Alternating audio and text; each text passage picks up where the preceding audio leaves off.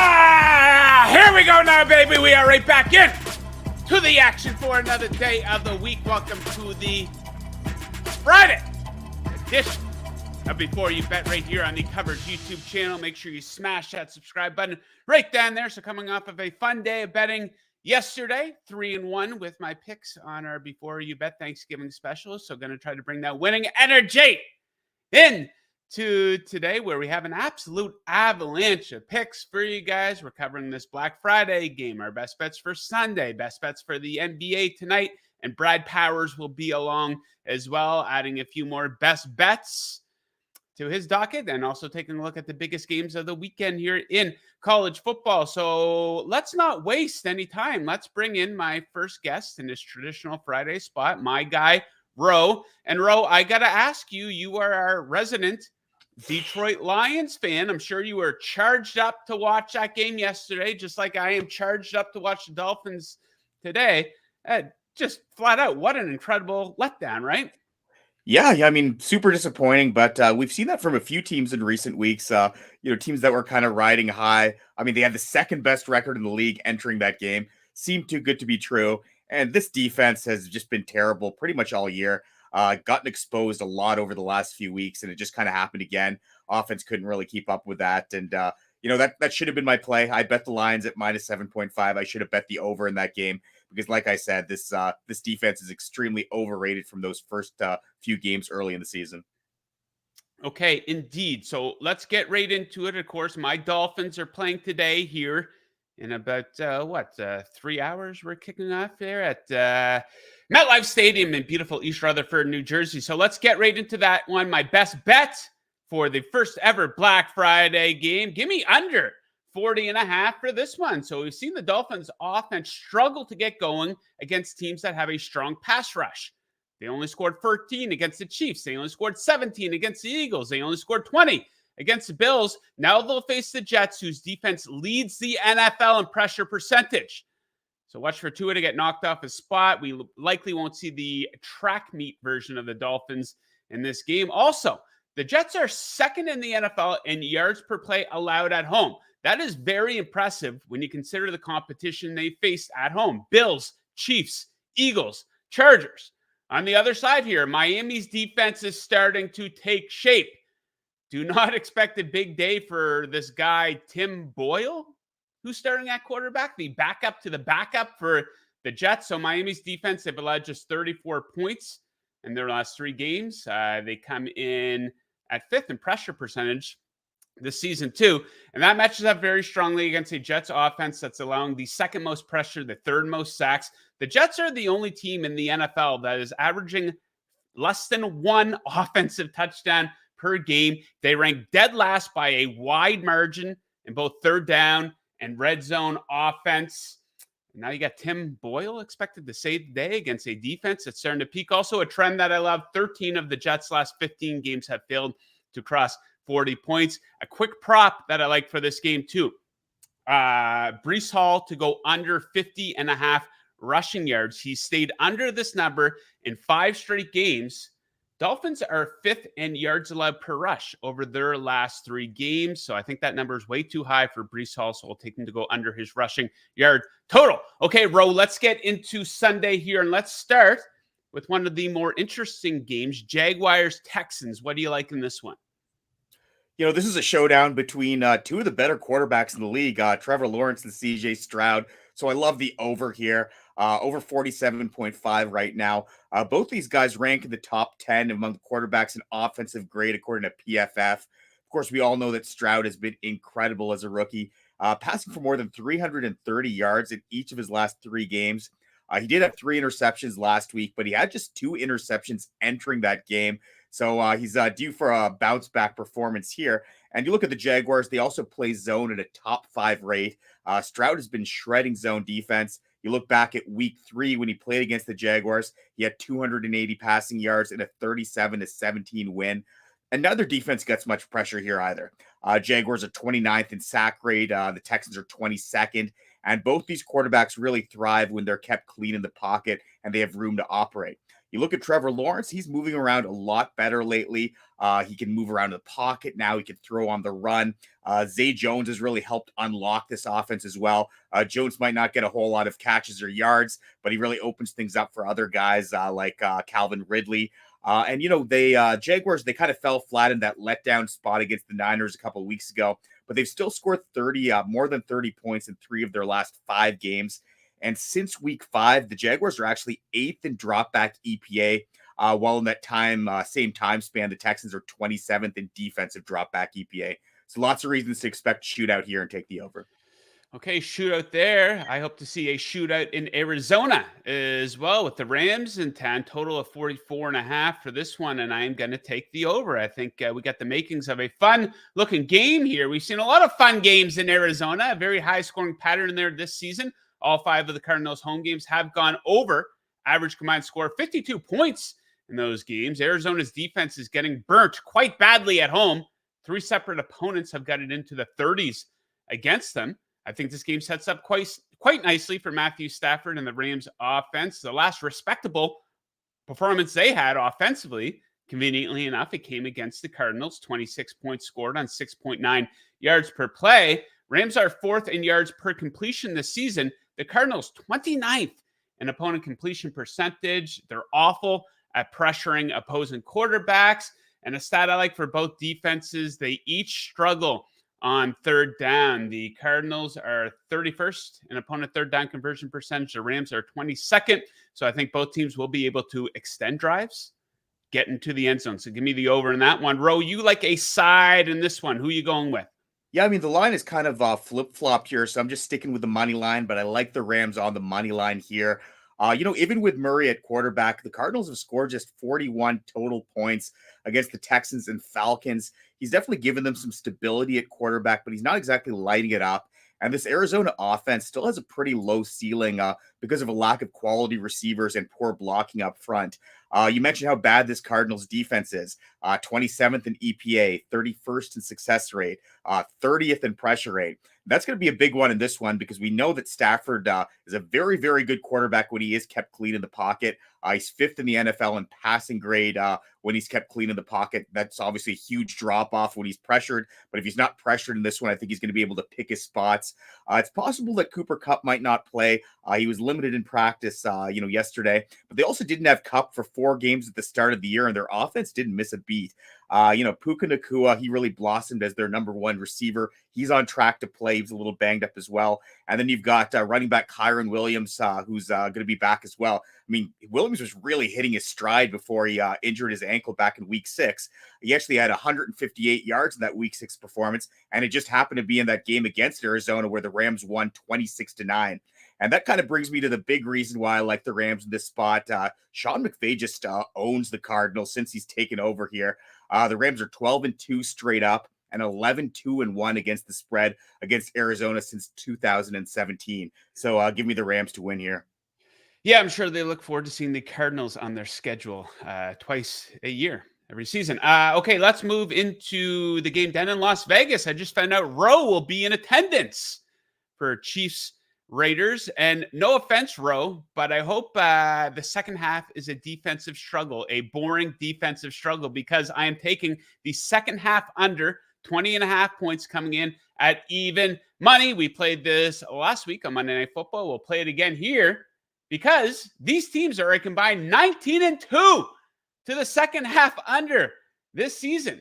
Most notably, Kansas City is a perfect 10-0 to the second half under, thanks to ranking a shocking dead last in second half scoring, 5.3 points per game in the second half. Their second halves are averaging just 14.1 combined points. The Chiefs' offense has actually been shut out in 3 straight second halves. Now, to be realistic, I don't think that will happen in this game, but I wouldn't be shocked if the Raiders' offense got shut out in the second half because the strength of the Kansas City Chiefs this season is their defense.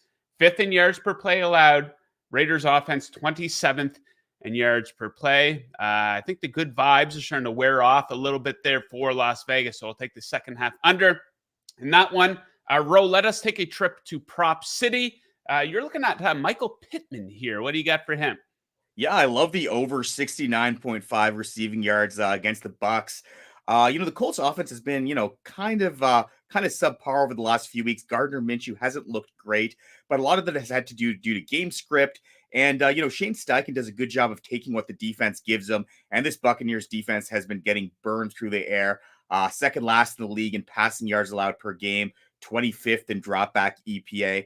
And you look at Pittman, he's definitely the number one wideout with the Colts. More than 80 receiving yards in 3 of his last 5 games. And you look at the 2 games where he went below that number.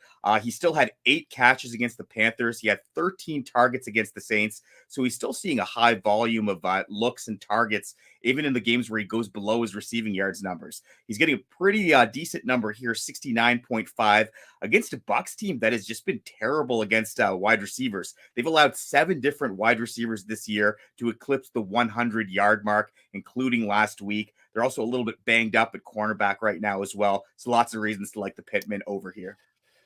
Okay, let us keep rolling here into Prop City. My favorite prop of the weekend. I'm going to take Browns tight end David Njoku to go over his receiving yard total of 38.5 receiving yards. So Denver is the worst team in the NFL against tight ends. They're allowing an average of 72.2 yards per game to tight ends.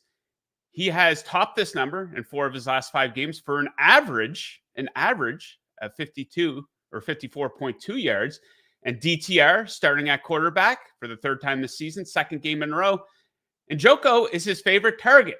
He has 22 targets in 2 games with DTR at quarterback. This includes 15 last week against the Steelers, 7 or more targets in 5 of his last 7 games, regardless of who the quarterback is. So I think he'll be a big part of their offensive game plan down in Denver. A lot of ugly games this week, and all of a sudden, Steelers versus Bengals, you can add them to that list here. Ugly game, but maybe a beautiful betting opportunity. What do you like in this one? Yeah, I mean, the Steelers have been winning ugly most of the year. This is another good opportunity for them to do just that. It's a really nice spot for them with Jake Browning coming in at quarterback. Joe Burrow's done for the year. That's a real kick to the nuts for the Bengals. I mean, they've really, really needed him to carry that franchise out of mediocrity. And, Browning's going to be their quarterback. This was a guy who was really good in college, but I mean, there's a reason he went undrafted. He's kind of been bouncing around the practice squad for the last few years. Ended up winning the backup job with the Bengals, this year. But didn't really look great when he came on in relief last week. He did lead them to a field goal drive just after halftime. He also led them to a touchdown drive at the end of the game, but that was kind of at garbage time. You look at the other 4 drives he had, 3 3-and-outs, and another drive which went just 22 yards before punting. So, Browning's not a guy that's going to help this offense move, especially since they're likely going to be without T. Higgins. And he's, behind a line that ranks 26th in the league in pass blocking grade. So bad news for Browning. He's taken on a Steelers defense that is pretty good, 9th in the league in EPA, top 10 in pressure rate. So it's going to be tough for the Bengals to move the ball here. And on the other side of the ball, the Bengals defense might be one of the worst in the league. I don't know if enough people are talking about this. I mean, 25th in EPA, 30th in success rate. I've gotten, just gashed against the run. And, the Steelers offense has been pretty terrible, but I think firing Matt Canada will only help. And there's 2 things they have been doing well. They've been limiting turnovers and they've been running the ball really well. So I think they're able to win in an ugly fashion here. I also like, looking at Jalen Warren for his rushing yards number. It's at 47.5 right now. Like I said, this Bengals defense allowing the 2nd most rushing yards, 2nd most yards per carry as well. And Warren's really taken off ever since being named that starting running back. Yeah, no one wins uglier better than the Pittsburgh Steelers. Okay, let me bring it home with final pick for the NFL section here of the program. DeAndre Swift, big game at home against the Bills. I like him to go over his receiving yard total of 15.5. So the Bills are getting chewed up by running backs in the pass game. They're allowing 49.5 yards per game to running backs. That's one of the worst marks in the NFL. He has easily topped this in 5 of his last 7 games for an average of 26.1 yards. And he's very efficient in the pass game as well. He has caught 28 of 31 targets since week 4. So when they throw to him, he usually catches the ball and gets a couple of yards out of it. Okay, bro, we're going to leave it at that. But I hope you have an absolute blast. in Las Vegas. I hope you win your picks, unless you're fading that second half under pick there. Hopefully you are tailing and you can watch the defensive struggle live. But thanks again for joining us. Best of luck with everything, and we'll catch you again next week. Thanks for having me on, Joe. Best of luck. Yes, sir. The man right there. Okay, very quickly in the chat, Adam Rockwell chiming in. He likes Baltimore in the first half, -2.5. And Adam, I like that bet quite a bit as well. Ravens are 9-2 against spread in the first half this season. 5-0 on the first half on the road, and they're only allowing 5.8 first half points per game. The Chargers, 29th in first half points allowed. So a real defensive mismatch there. So yeah, I do like the Ravens to be up by at least a field goal at halftime. Okay. Rolling right into college football. Let's go to our guy down in Las Vegas. A lot of Las Vegas talk on the show today. Brad, how are we making out today? Doing well. Thanks for having me as always. Yes, sir. Okay, so we got a lot to discuss here. So no beating around the bush. 5 total picks to discuss. If you missed Brad's appearance earlier in the week, on Monday, he gave out LSU -10.5, Arizona State +11.5, and West Virginia -6.5. If you want to catch his analysis for those games, you can find that video up here on the Covers YouTube channel. Okay, so Brad, let's add a couple best bets to those ones, and we'll take a look at some of the bigger games here of the weekend. Let's start Washington State and Washington, a pretty big spread, 16 points favoring Washington. Who do you like in this matchup? Yeah, big rivalry game. Obviously, Washington's unbeaten, playing with unbeaten pressure. And what I don't like is Washington's inability to get margin. So let's take Washington State here, plus the big number. Washington has won 7 consecutive games by 10 points or less. On the other side, Washington State, it's not often that you get a 16-point underdog that has a significant advantage on one side of the football, that being Washington State's high-powered offense against the questionable Washington defense. So I expect an A-plus effort out of Washington State here. And when they do play their A game, this is a borderline top 25 team. We saw it with their 4-0 start. We saw it when they hammered Colorado last week at home there by 40 points. So I think Washington State's A game will keep this one tight against Washington. Okay, next up, it's not exactly Michigan, Ohio State, which we'll get to shortly, but Coastal Carolina and James Madison. We have a 9-point spread. And this one, and as we often say, sometimes these under the radar games have the best betting opportunities. So what do you make of this matchup? Yeah, I mean, we're playing against kind of a bubble burst situation here. So James Madison's unbeaten. They have College Game Day last week. And what happens is they end up losing in overtime to App State. I don't know how much more there is to play for them other than pride. They're not going to the conference championship game because it's only their second year and because of some stupid NCAA rules. They might not go to a bowl game here. So I just think after their unbeaten season came to an end last week, I question their motivation. On the other side, I don't question Coastal's motivation, because if they win this game, they are in the Sun Belt Championship game. And they've been one of the best they have one of the better home field advantages, at least from record wise, in the entire country the last 3-4 years. So let's take Coastal here, plus the big number, +9. Okay, next up, let's get into Ball State, Miami, Ohio. Ball State is a +5 underdog. What do you think for this one? Yeah, another matchup that I'm sure you're going to be watching, Joe, and everybody watching right now is going to be finally tuned in. But even if you're not watching, let's see if we can cash a ticket. And it's another motivational issue that I see here, and that's Miami, Ohio has the Big Mac championship game on deck, and they're playing against a Ball State team playing their best football this season. Ball State's covered 5 in a row. In fact, if you go to the last 6 games of the season, Ball State is number 1 in the country in total defense the last 6 games. So anytime you got a really good defense, catching points at home, when the favorite has questionable motivation for margin, let's take Ball State here, sprinkle a little bit on the money line. Okay, let's get into the big games now. No game is bigger, of course. Michigan, Ohio State. You have a play on the total of 47. What do you think? Yeah, believe it or not, I mean, it's been a higher scoring series, 9 straight to the over.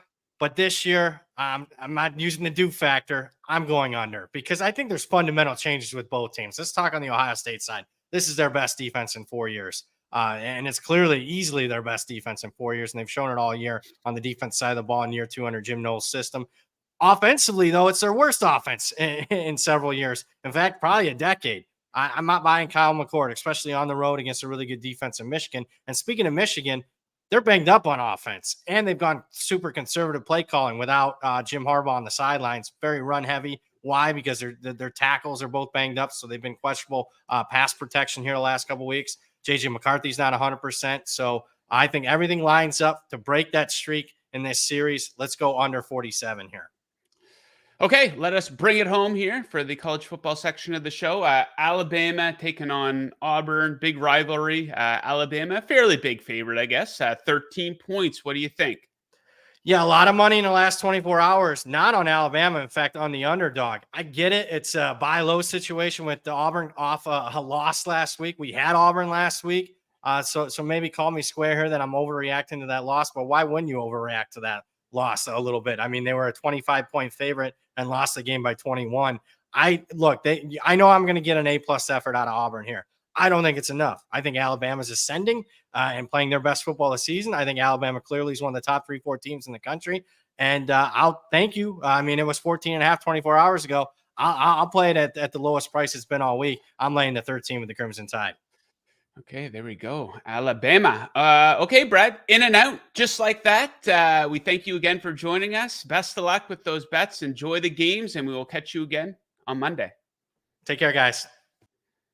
Yes, sir. The man. Very efficient stuff here on the Friday program. That's what we do as we roll into our NBA section. Let's bring in the second half of the Sweet Boys, Jon Metler. Now, Jon, unfortunately, we couldn't live up to our nickname on your last appearance on Monday's show. We only went 4-1.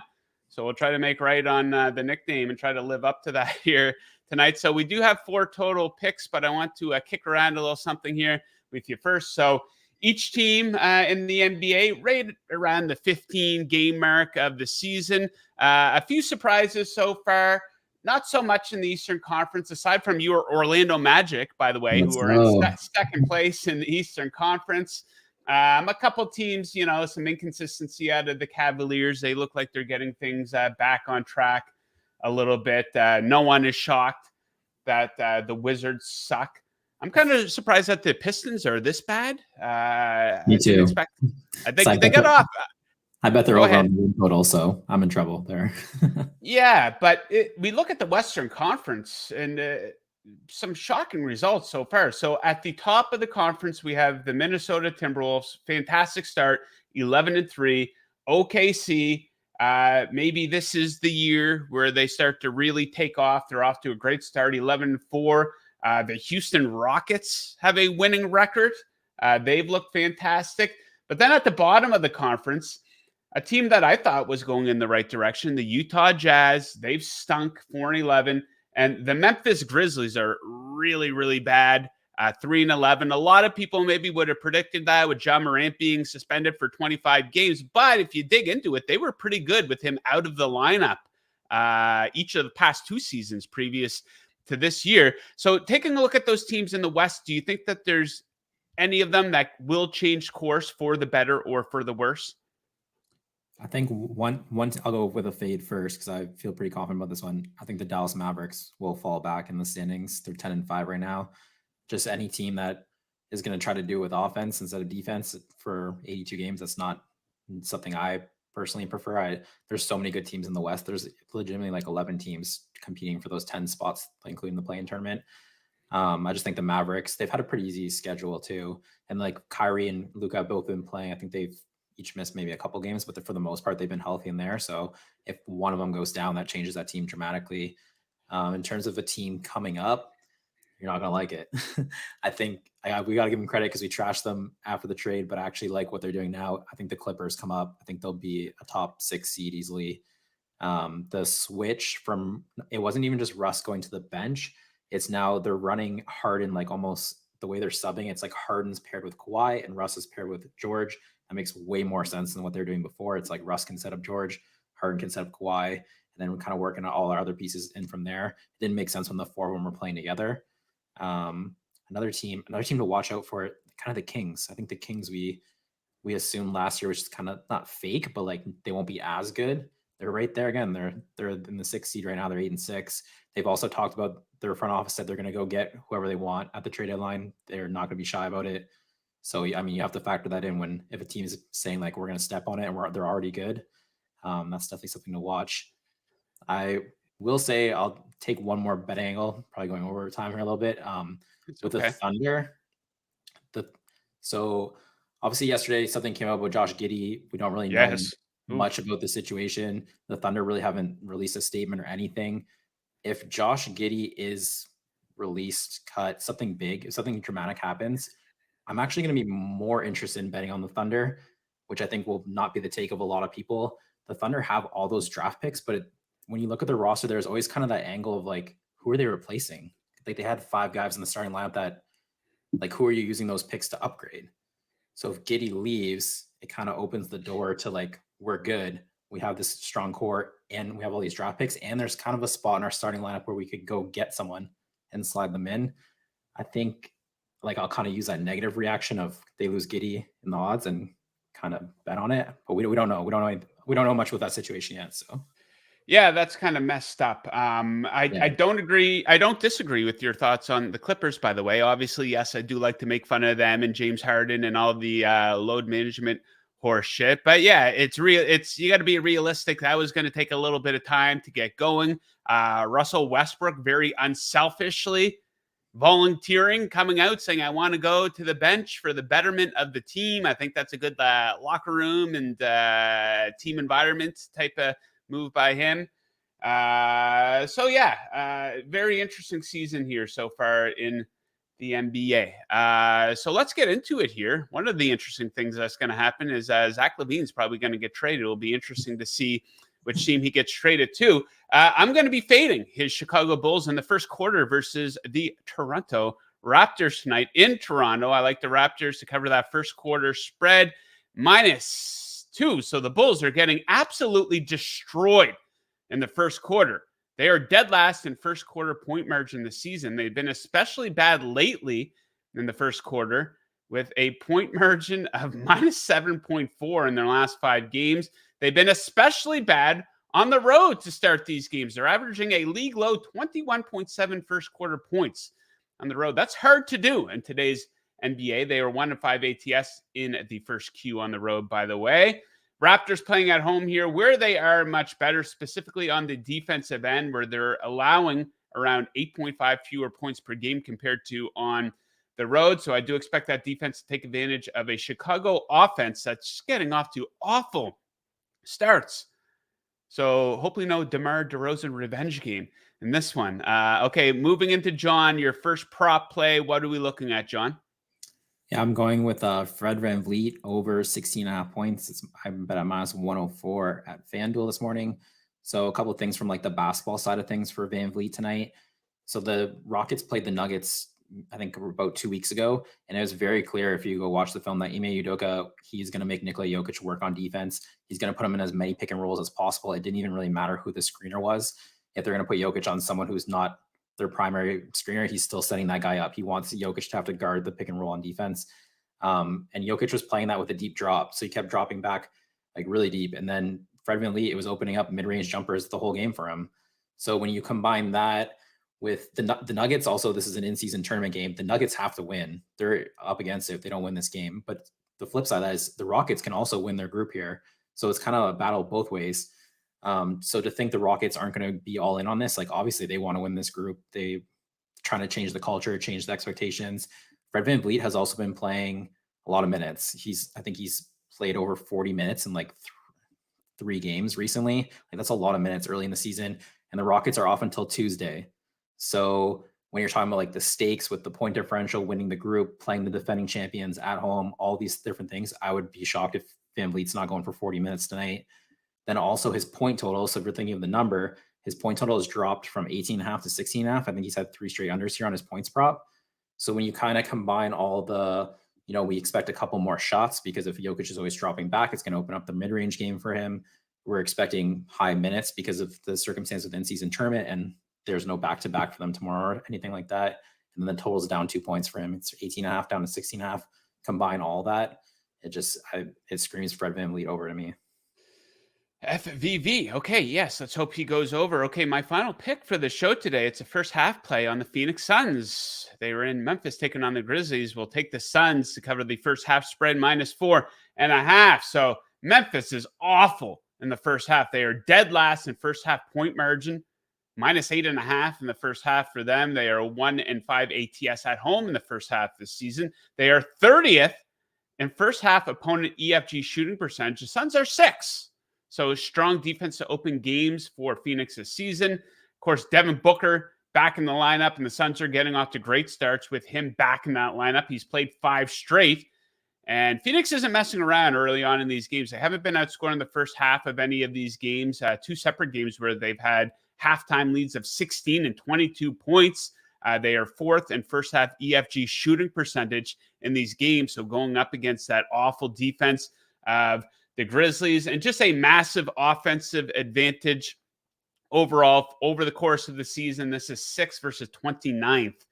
And first half EFG shooting percentage. And of course, Phoenix has had a lot of guys in and out of the lineup all season. So I like them to get off to a good start. Okay, John, bring it home. Your final pick of the show. What do we got here?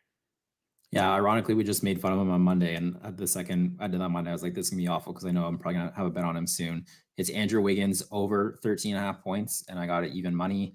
So for Wiggins, they're playing the Spurs tonight on Wednesday.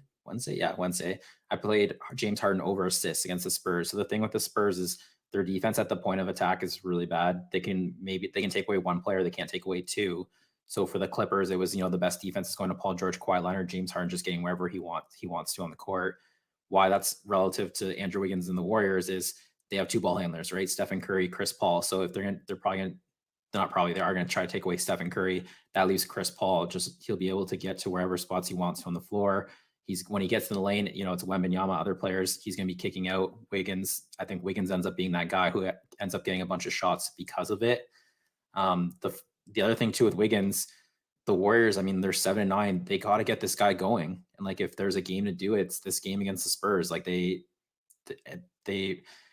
can't win or even maybe make the playoffs if Wiggins keeps playing like this. And good point guards, and they have 2 veteran point guards. Good point guards know when they need to get certain players shots. And I think, Curry and Paul, they're probably talking about that. Like, we need to get Wiggins going. And this is also, Wembanyama, they always put him on they don't put him on the center. They put him on like a forward or someone, and they try to use him as a help defender. So the counter to that is always leaving someone, you got to leave a shooter. And that's in their preseason game, he was guarding Wiggins, and it'll probably be the same tonight. So I think that increases Wiggins' minutes because they can use Wiggins' size on defense, but they can also still keep Wembanyama stretched out of the paint with Wiggins. So I think it kind of helps Wiggins' minutes stay secure.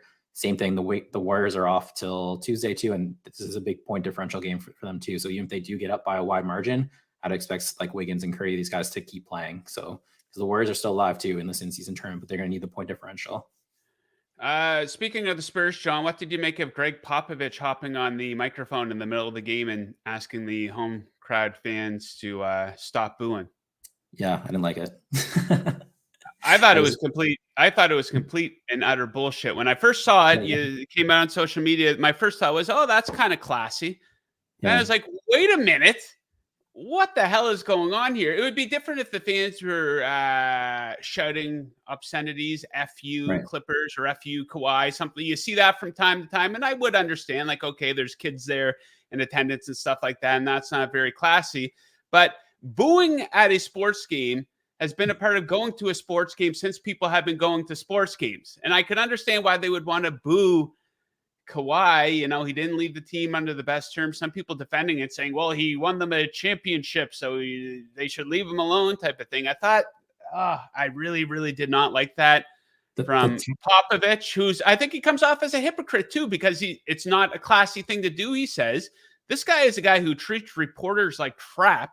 And now he's talking down to the hometown crowd that partially pays his salary, paying hundreds of dollars to get in. I didn't like it at all.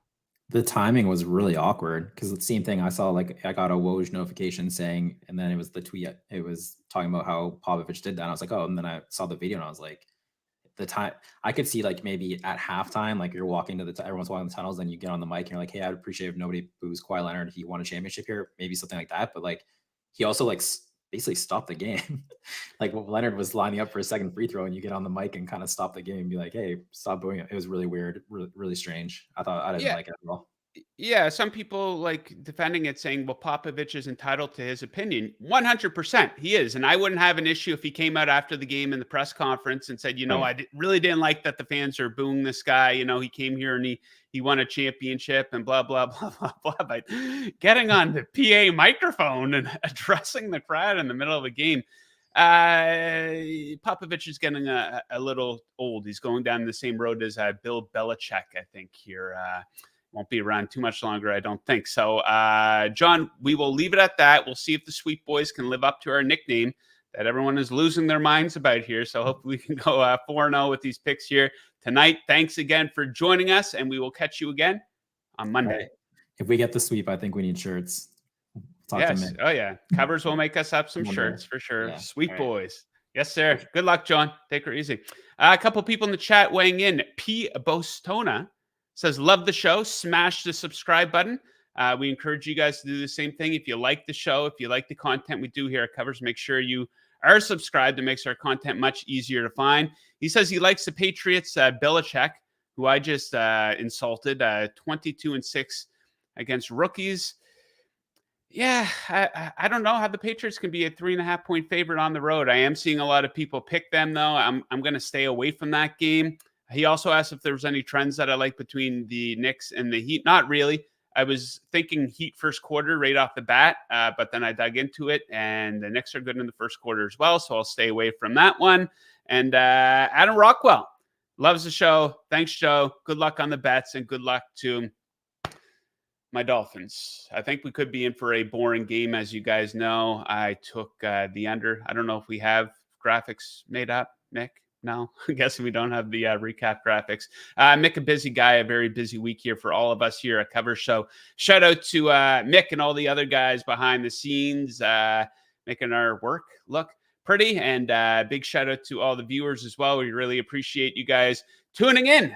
We still got a long way to go here. We're just past the halfway mark of the NFL season. Big day today, Black Friday.